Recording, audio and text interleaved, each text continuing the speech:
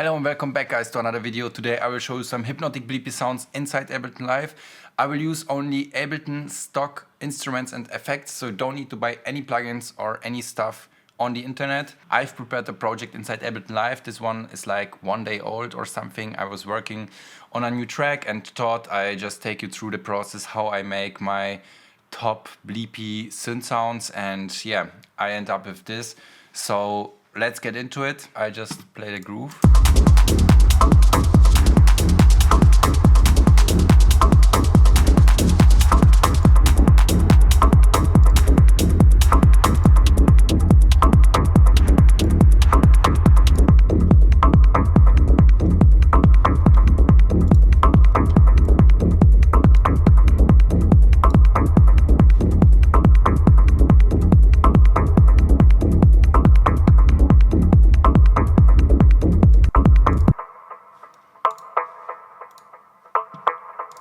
Yeah, I recorded this one with my modular, but somehow I don't like it. Maybe I will replace it later.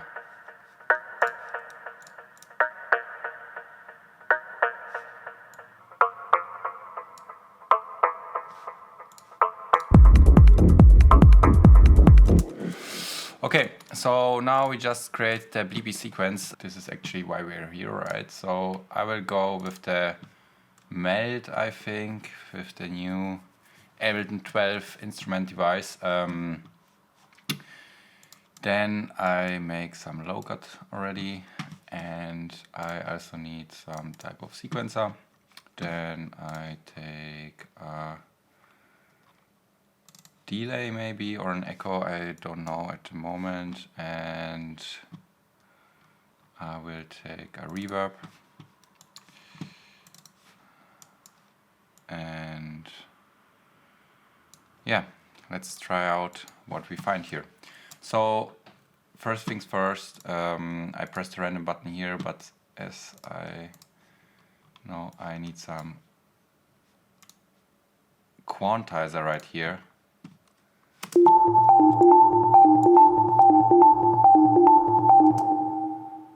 Yeah, and as you can hear, we have already some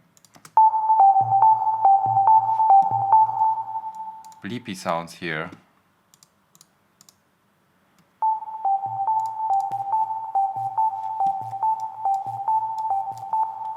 This one's interesting.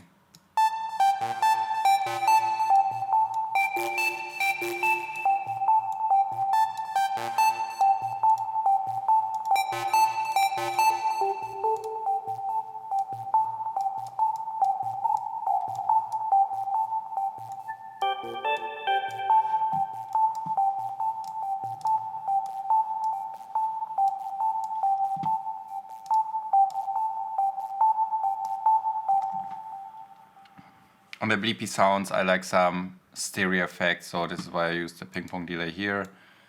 Some reverb.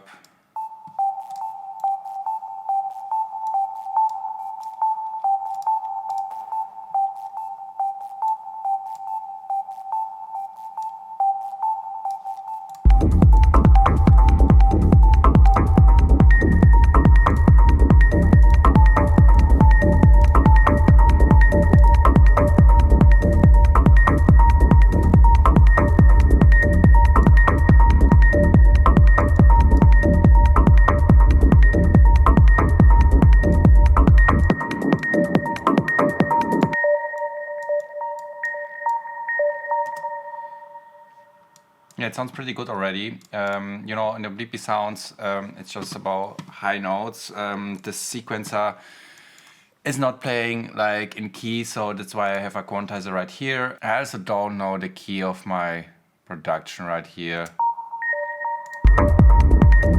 so maybe we have to tune it later a bit. But yeah, as you can see, it's about high notes, about easy shapes. What I mean by that, like you can see a sign here and a sign here. Here is a noisy one to have some more overtones, but if you get some saw or something like that, or a square, it's just sounding too sharp or too digital or whatever. I always go with a sine, and yeah, just by distorting a little bit or just maybe go in a triangle wave or something like that. I try to keep the clean harmonic sounds, you know.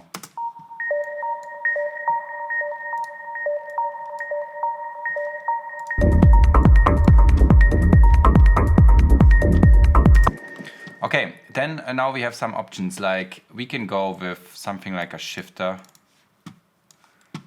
If I put it right here,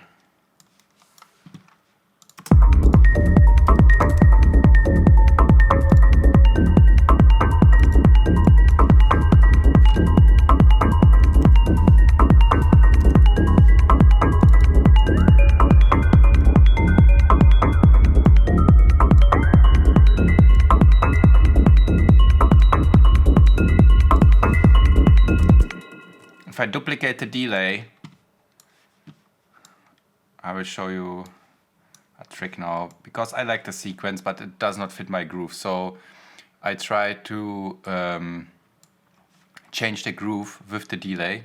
I'll show you how. I just turn off the ping pong, turn off the filter, go on 100% dry wet, go on 0 feedback, and now I just change the groove right here.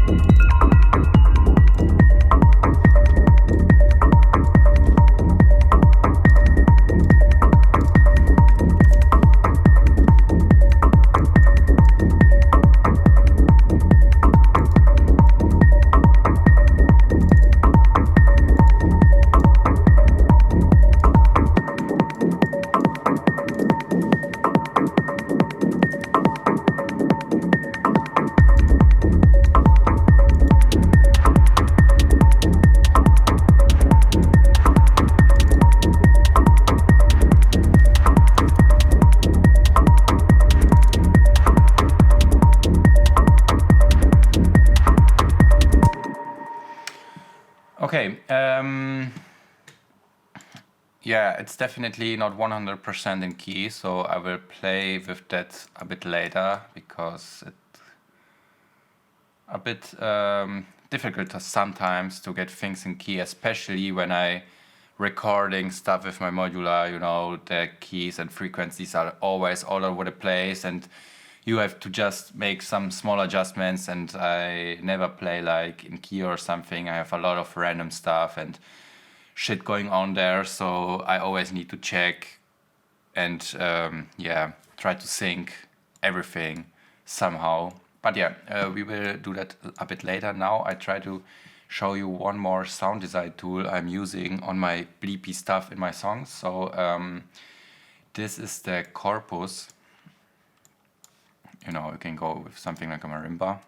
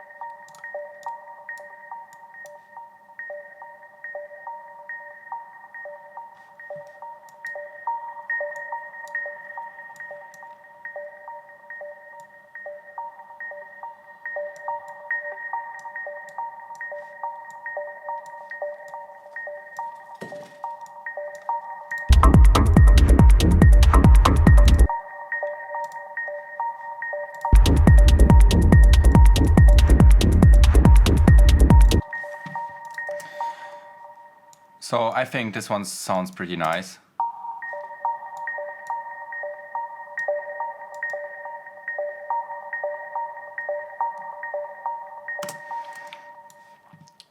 It's not always like in sync, so that's why I will record this one. I will record always without effects, so I can automate them later. I go and take my melt synth here and just record that track right here.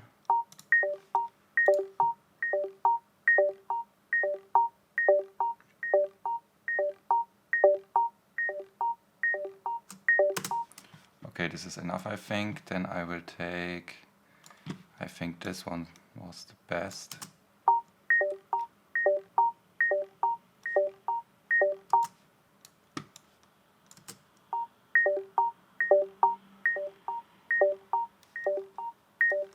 You can hear this note is like muted. It's like shit.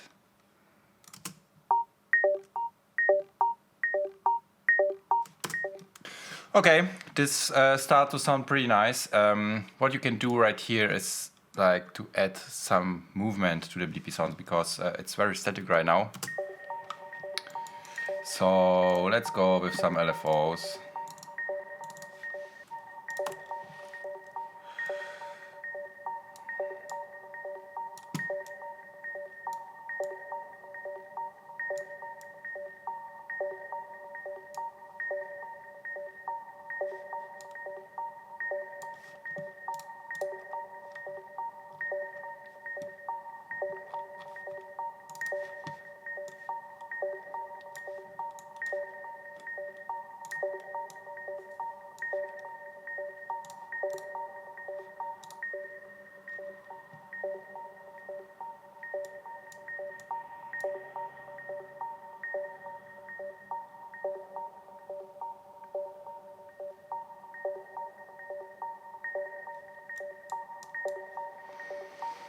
Yeah, I like to use the auto filter because it's some like a phasing effect, let's say, just a notch filter, and modulate the frequency. You can use also the internal LFO, but I like to see how it's moving, you know. I like the visual effect. If you use the LFO in remote mode and put it on a frequency, you can just see how it's moving right here. If you use this one, you just see nothing, you know. So yeah, this is why I use the LFO right here. And yeah, in terms of movement, you can also add some flanger or some phaser or whatever, but sometimes I do it, but in the most cases I just heard the effect like too much, so I don't like it anymore. I might like it more like on pads or something.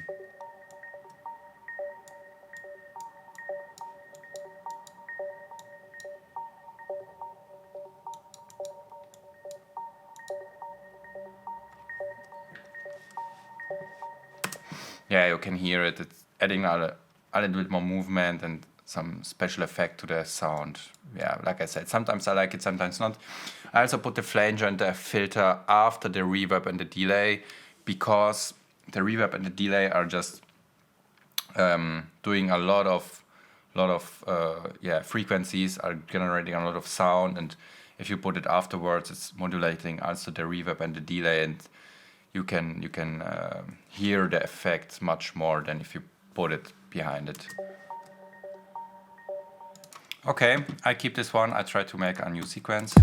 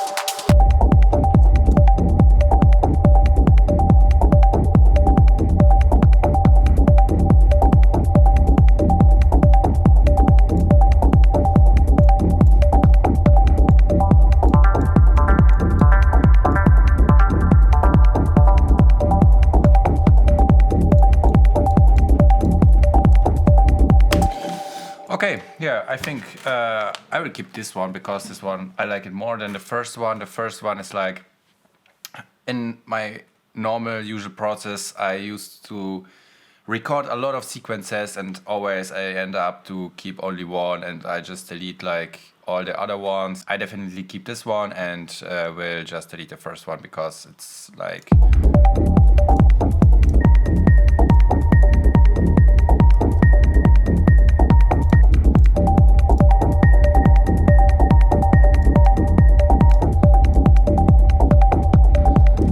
yeah, the second one just fits more to the track. It's like more deep, more yeah, sounds pretty nice. I like it.